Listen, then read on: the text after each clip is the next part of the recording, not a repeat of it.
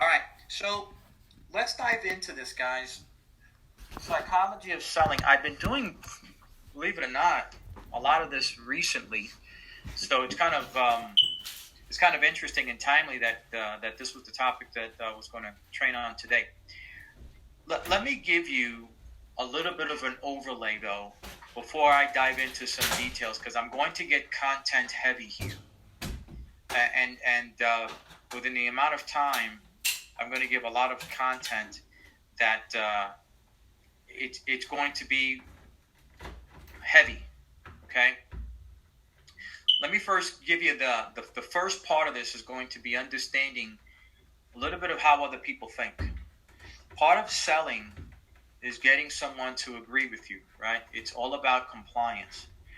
Um, and it's a very interesting dynamic that occurs when someone who doesn't know yet that they're going to say yes to you somehow through what you say and what you show draws out in them this compliance, right? It's really an interesting dynamic, okay?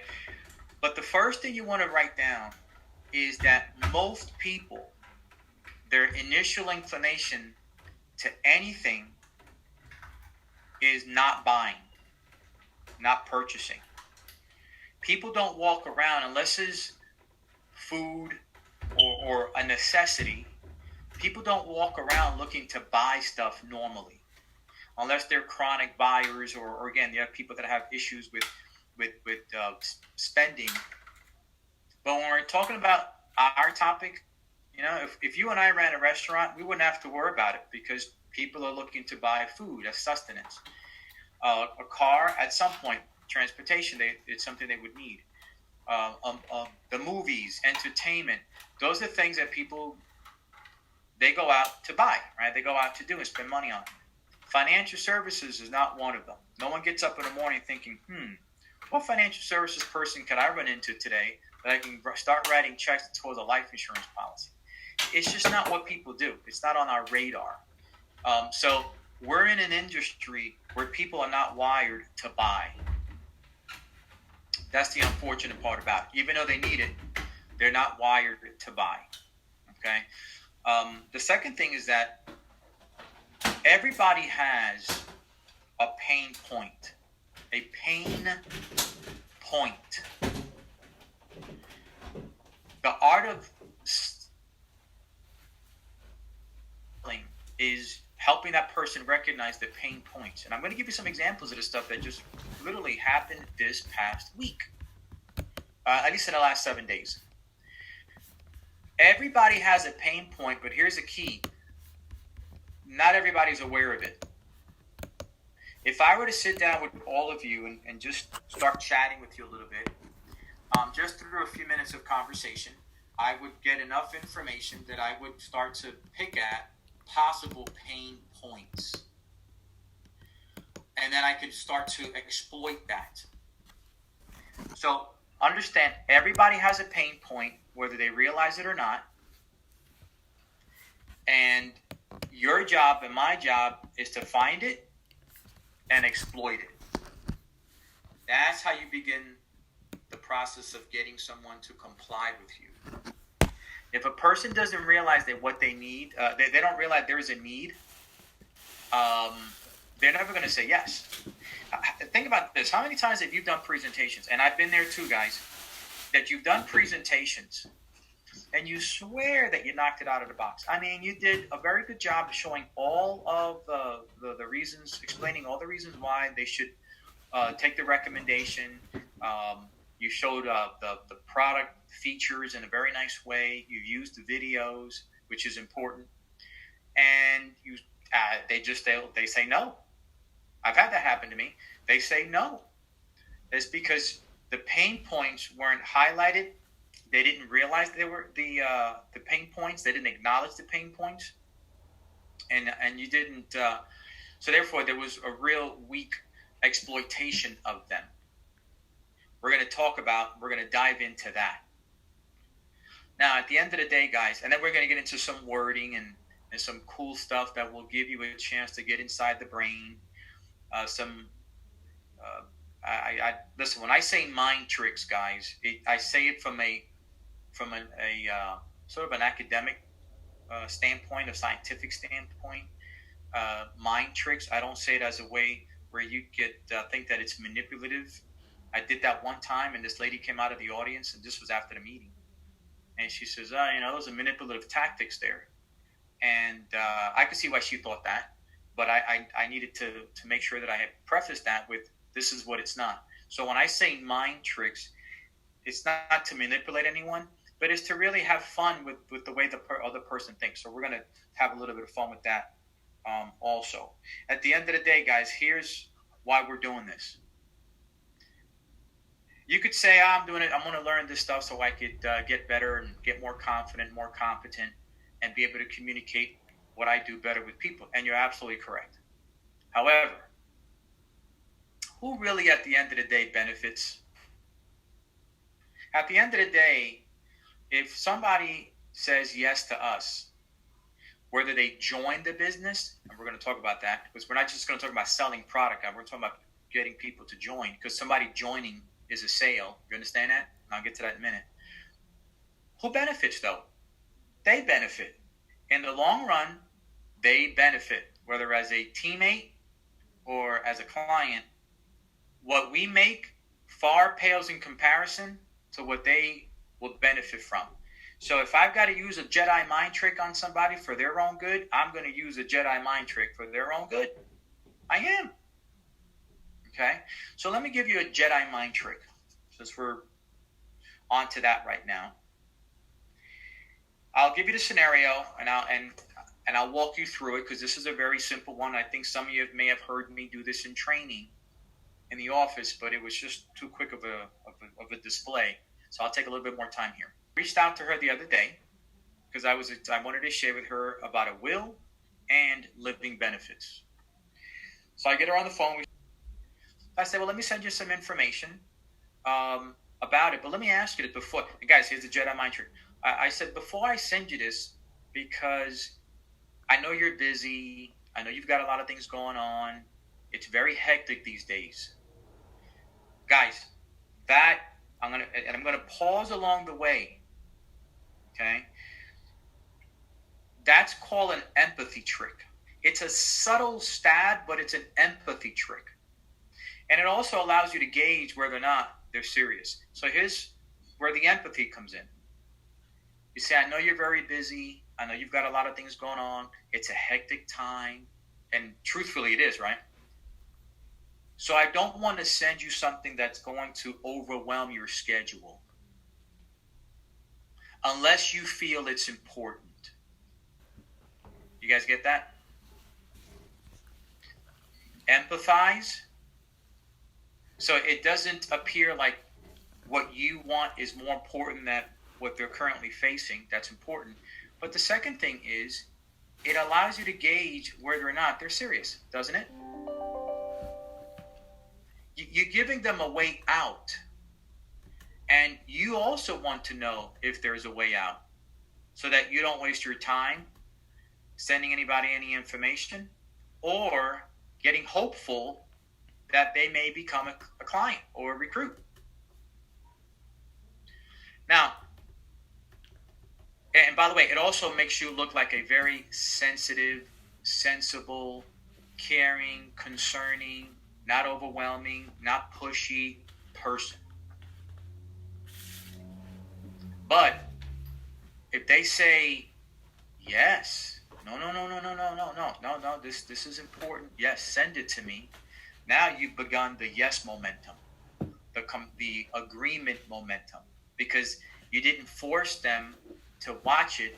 You gave them a chance to decline your offer because you made an offer. And they accepted the offer to send them information.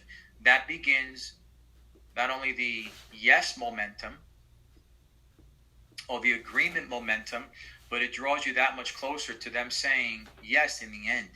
Plus, it's very hard for them to back out, them being the prospect, when they themselves were the ones that triggered the momentum. Does that make sense? Okay? So, guys, I don't want to, I would rather go slow on this stuff. Even though we are recording it, that's why I said I wanted to record it, because I know exactly what's in front of me in these notes that I'm following on my outline for training, and this stuff can be easily lost. 1 o'clock comes around, you're on to making phone calls and all this stuff, you lose. So I want to hit the pause button on this and give anybody a chance to make a comment or a statement or something to the point that I just made. Could you define pain point? What your definition of pain point is? A pain point is where something will hurt, or something has the potential to hurt if they don't address it. Now, there's for some people, they already come to the table with pain points. Pain points.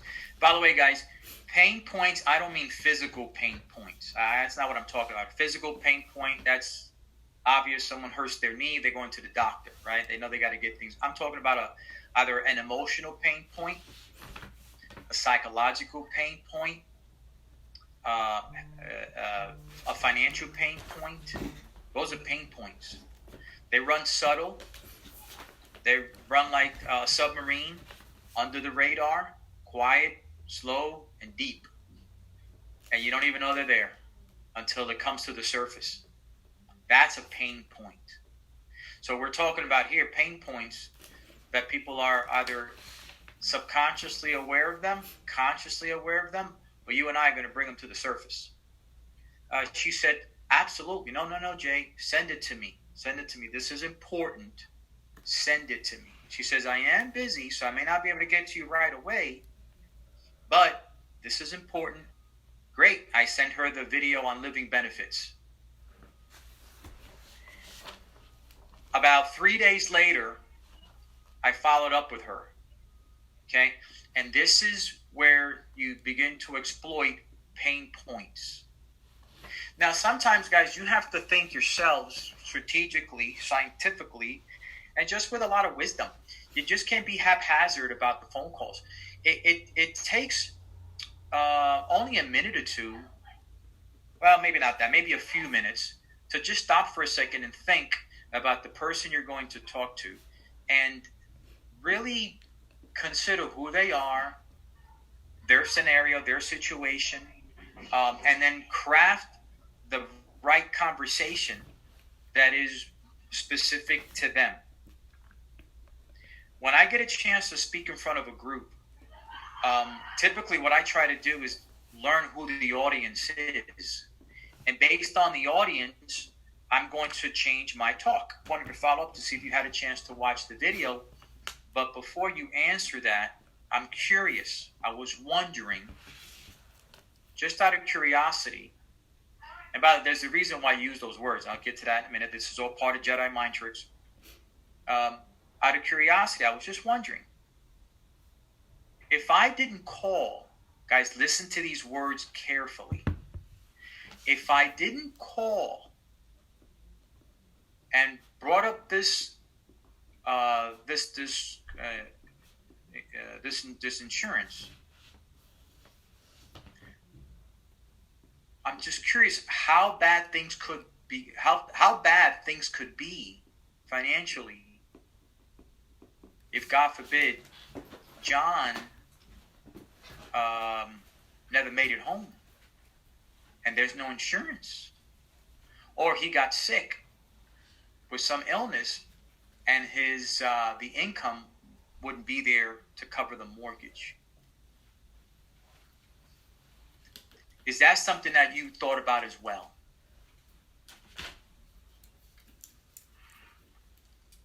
Guys, that's the pain point. That is the pain point. That's what I'm talking about, guys. Those are the mind tricks. And again, as I said earlier, they're not to manipulate anybody. I mean, yeah, maybe. But in the end, who benefits? She does. Okay? She does. All right? Now, I want to address a question that Sally just texted me. Sally just texted me. How do you address pain points for newer people? Now, I'm going to guess that what you're talking about is people that have joined the business, right, Sally? People that have joined the business. Yes, I mean, Okay. some of these, we've some of us who've been in this for a while, we've listened to you, we've maybe done other things, but for the newer people, it's the subtle suggestions and the way we word things, and also it's how to explain this to them without them, losing their stuff over it, thinking we're trying to pull a con job. All right. Well, that's that. I'm not sure I followed what you're asking here. Can you be a little more specific? Our newer people come in and they don't know how to word things, and then when the way you're explaining it today makes sense. But how do we further that in our discussions with them for training to make sure we're driving that point home so they realize we're doing it for the benefit of the client? Well, I think you have to let them know that with lots of sincerity that selling is psychological. There's a psychological component to selling. And whenever you deal with psychology, you are dealing with another person's mind and state of awareness and understanding. It's a brain thing. It's a mind thing. And the best of the best of the best know how to do it. Now, whether or not they've been trained, whether or not they've learned it because years of doing it, whether they even know they're doing it, they do it. They do it. And that's why they make a lot of money. I promise you, Chris Felton does a lot of this stuff because he's very good with words and he understands people and he studies this stuff. He's very good with other clients and definitely recruits. A guy like Chris. Ed Milet definitely understands this. But it's psychological. That's all it is. So, yeah, if you've got new people, you just got to tell people, look, at the end of the day, here's how you're going to be a James Schwartz. Here's how you're going to be an Eric Olson and some of these big-time players. You're either going to always remain at a at a novice level of skill development, and that's okay. It's your right to stay at a novice level. Or you can decide to progress towards the ninja level of effective communication. And part of that is understanding psychology. It's understanding psychology. Okay? So that's how I would explain it to them in a way where they don't feel like, oh, man, we're taking advantage of people. No, this is what the pros do. This is why they're good. Okay? And by the way, guys, you cannot be in the people business without understanding how people think. You can't. It's impossible to be a leader of people, to be a great professional provider of a service, to be a pastor, to be a minister, to be an organizational leader, to be a teacher. It's impossible to have any degree of success if you care to be successful without knowing this stuff. It's important. It's important. Let's talk about a pain point for recruiting. And I'm going to get to some other stuff in a minute. I've got my outline here. But with regards to recruiting, guys, there couldn't be unfortunately, so I don't say this as an opportunist based on what's going on right now, but the fact that we're dealing with this COVID deal, and it does affect people. If you know how to capitalize on the conversation, you certainly can win more people over to join the business.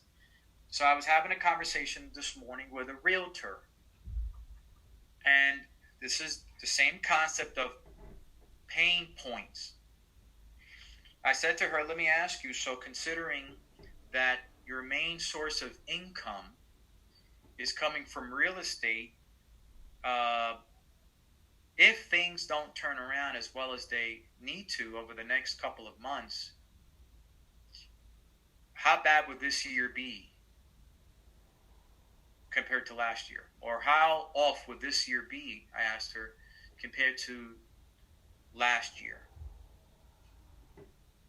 I'm looking for pain points. And obviously the answer was, it's going to be horrible. Now, this is how you can exploit pain points, guys, with people that are from a one income source. From a one income source. So I said to her, let me ask you something. If you had other layers of income, other streams of income that you could exercise right now, would then a drop in the real estate be so bad? Would a drop in your real estate income be so bad if you had created other avenues of income stream, other activity that can generate income stream? If you had done that along the way, would the rest of the year, if real estate doesn't bounce back, would it make any real difference into the income that would come into your home, having other avenues of income? She said it would be fantastic. Pain point. Exploited the pain point. Create the pain point and exploit the pain point. People not making any money, pain. Pain. That's a financial pain. And if you're talking to someone, guys, this is a real easy one. If you are speaking to a prospect and they only have one source of income, that's a huge pain point. But guess what? They don't know that until you bring it to the surface. And listen, you don't even have to be crafty with this one. You don't have to be crafty with this one. You've got to think about the words, as I said earlier. But you don't have to be super crafty. Anyone, a dentist, anybody, someone who has a job, you could just say to them, to highlight the pain point, you could just be very straightforward and say, John, let me ask you something. If the current source of income that you have were to go away through no fault of yours, what's your contingency plan? What's your backup plan? Where's your other streams of income going to come from? Pain point. And guys, you don't have to say anything after that. Keep your mouth shut. Let them answer. The answer, they're going to say, I don't have anything. And now you can exploit it. Saying, listen, there's certainly reasons for you to create other income, blah, blah, blah, blah, blah, blah. And and then you get into your story and start to persuade them to look at whatever that you're going to show them. Video and so on and so forth. Okay. Again, if using the video approach, the information approach, yeah, I know you're busy. I know you've got a lot of things going on, but if I send you some information here that can show you how to create other layers of income, I know you're busy. Is that something that's okay for me to send you? Sure, send it. Great. Pain points. How do you do pain points with new associates? Guys, let me just say this. Let me just hit the pause button for a minute. Everything is sales. Everything is sales. Selling doesn't necessarily mean that is defined by you getting a commission. You sell somebody on going to convention. That's a selling. You convince somebody, you persuade somebody, you sell somebody on going to a convention. That's a sale. There's no money involved in it initially, but that's a sale. You convince somebody to get on the phone with you. You sold them on getting on the phone with you. That's a sale. That has the potential for big income if things work out right. So everything is a sale. And so whenever there's a sale involved or a decision to comply with your request or an acceptance of your offer, all of that is synonymous with selling. There's always psychology involved. Always. So how do you have if you have a person on your team, how do you find pain points? I got a guy on my team right now. He's on a webinar right now. Demetrio. What's up, Demetrio? Good guy. He's an MD up in New York. And I had a conversation with him about 4 or 5 months ago, I think it was. And I said, Demetrio, you're full-time here. I'm concerned about your income. I'm concerned about your activity. And I think I said to him, if you don't get things going here, could it very well mean that you have to go out and get a job? We had a conversation, something like that. Demetrio is on the webinar. He'll attest to that. Pain points. What was the pain point for somebody who's full-time? Guys, what's the pain point for somebody who's on our team, on your team, in the business, they're full-time, they left a job to be free in their own business? What's their pain point?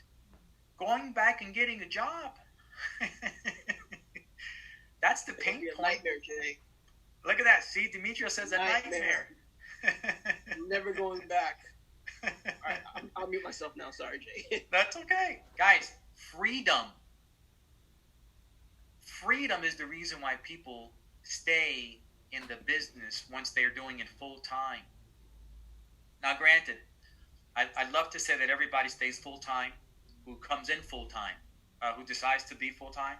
But you and I both know that sometimes that doesn't happen. But for people on your team, the people that are on your team, for teammates, freedom, the loss of freedom and the loss of flexibility is a pain point if they're full-time.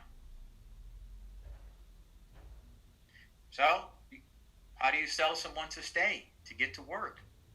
You bring up the pain points of freedom. Freedom. That's what I'm talking about, pain points, guys. Okay? All right. So let's pivot a little bit, because we talked about these mind tricks, dealing with clients and dealing with the new associates, okay, and also dealing with existing, whether with prospects and existing, okay. Let me give you some excellent wording that'll help you get to become very good at using psychological techniques to draw people out. Okay, I'm going to give you two because it's a sort of a dancing act today, guys. I could focus completely on the psychology of selling and just product wise, and I'm going to do some of that now. But I would be remiss if I didn't come over to the recruiting side, because the techniques are the same. It's just a different end result. Okay. I want to give you what's called the negative perspective. I want you to write that down. Negative perspective. Negative perspective.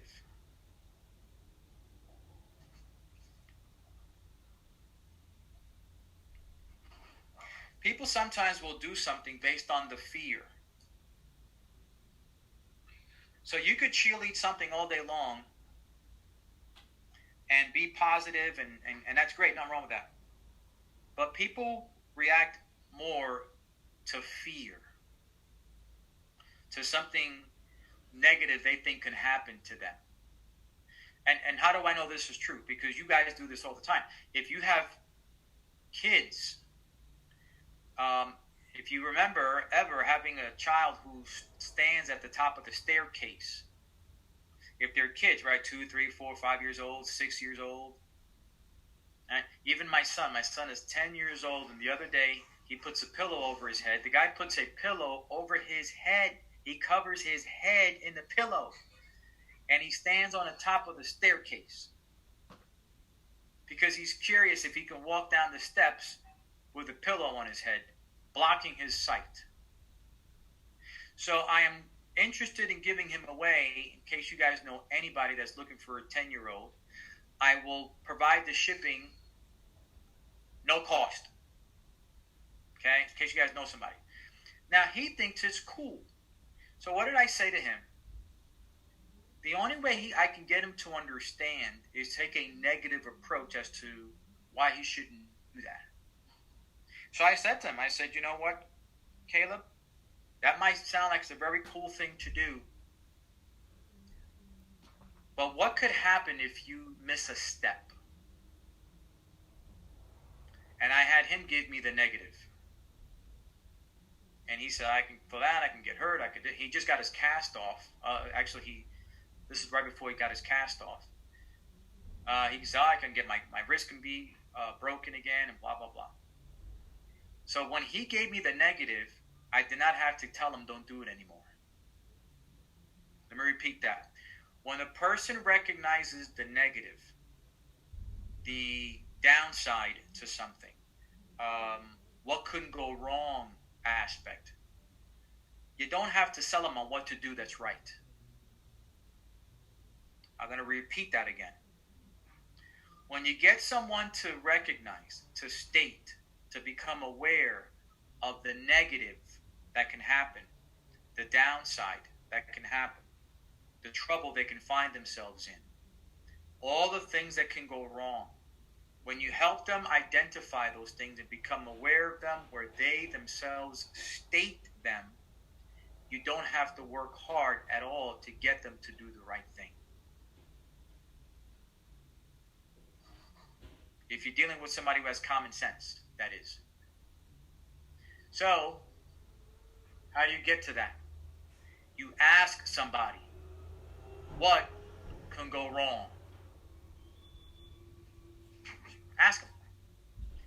Most people, until you ask, this is all psychology, guys. Most people aren't going to become aware of something until it is brought to their attention. They're just not, right? It's just the way it works. If I tell you, hey, there are a lot of cars out here that are white cars. These are white cars. A lot of white cars in Texas. You know what's going to happen the minute you leave your house and start driving around? You're going to recognize and start to see white cars. If I say there are a lot of fat chicks out here, overweight people in Texas, you know what you're going to realize? You're going to start seeing a lot of overweight people. A lot of bald guys in Texas. You're going to start seeing a lot of bald people. Why? Whatever you bring to the awareness of the conscious mind, it seeks for it. So until you ask somebody, what could go wrong if you don't get this living benefit? What could go wrong if you don't have this protection in place? What could go wrong if you don't have a second source of income? And let them draw out the negatives. What could go wrong if you don't give this business a try? What could go wrong if you find yourself losing your main source of income? I mean, really, John, what could go wrong? Wanda, what could go wrong if, God forbid, John doesn't come home one day and there was no insurance policy in place for him? What could go wrong if you don't have your will and the estate plan in place? I mean, what could go wrong? And let them talk. And as they say all of the things that could go wrong, here's how you turn that around on his head. So we better do what's right then, shouldn't we? So we better do what's the right thing then, right? So let's go ahead and do what's right. John, you've got 5 kids, you got a mortgage, and there's no life insurance. Susan, what could go wrong here? And let Susan tell you what can go wrong there. And after she said about an hour later of things that couldn't go wrong, John, what do you think the right thing to do then is? 2 questions. Susan, what can go wrong here if John doesn't have any life insurance? John, what do you think the right thing to do then is? Psychology, guys. Psychology. That's what I said to the real estate earlier. I said, once in the end, I said, listen, if the real estate market doesn't come back, what could go wrong for the rest of the year? She tried to open up a chicken restaurant, Henderson's Chickens. I don't know if you guys heard of Henderson's Chickens, but she just opened up a Henderson's Chicken. But guess what? No sooner did she open it up, she had to shut it down. So I said to her, what could go wrong if the restaurant doesn't come back? What could go wrong? Guys, that is gold. Get them to see the negative and then use it to help them make the decision that's right. And by the way, guys, let me just say this real quick. Let them do the talking. Don't do the talking. Don't point out the negatives for them. You know what they are. But let them point it out. Somebody's got a 401k. Like this lady right now who I'm writing a big fat app. She's in New York. She just inherited a bunch of money from her father who passed away. She's 67 years old.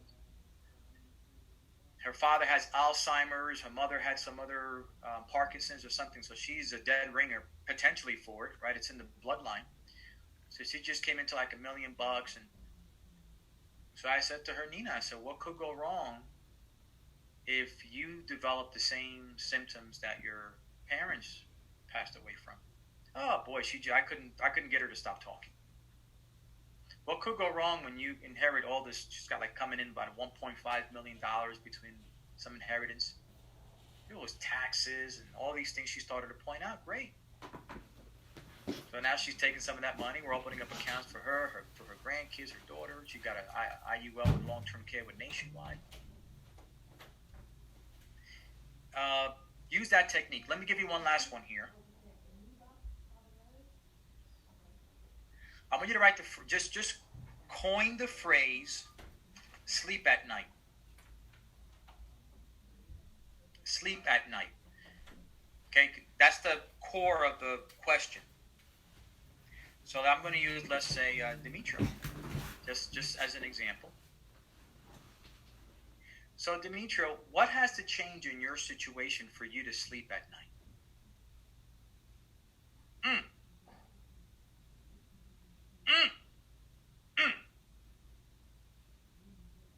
Now, you can take that question anywhere. Anywhere. You could open up a conversation with someone. I wouldn't use this technique for dating, though. I wouldn't use this one when things open up for you guys that are single. Probably not a good one. But if you're sitting down with somebody who's got kids, you can say to him, John, considering you have kids and a mortgage, what has to happen in your life financially for you to sleep at night? Make more money. Great. Wonderful. Guys, when you ask somebody, by the way, if it's a financial conversation, if it's an opportunity conversation that you are setting, if that's the context that you are unraveling for them, then they're going to answer you in a way that is in alignment with the context that you're there. So if you ask somebody, what's going to help you sleep at night? What changes need to occur in your life that's going to allow you to sleep better at night? And if, again, they're going to say, well, financially to make more money, I need to be this, they're not going to tell you, well, I need to find love, I need to lose weight. All that's great, but that's not going to be in the context that you are pre-framing that conversation, right? Ask somebody, what's going to help you sleep better at night? What's going to help you sleep at night? What has to change in your life? What do you want to improve in your life for you to sleep better at night? And let them talk. You are unraveling that person's mind. You are peeling the layers of onion, and is giving you the ammunition that you need to exploit, to use some of the mind tricks, some of the Jedi mind tricks to get in there for their benefit. For their benefit.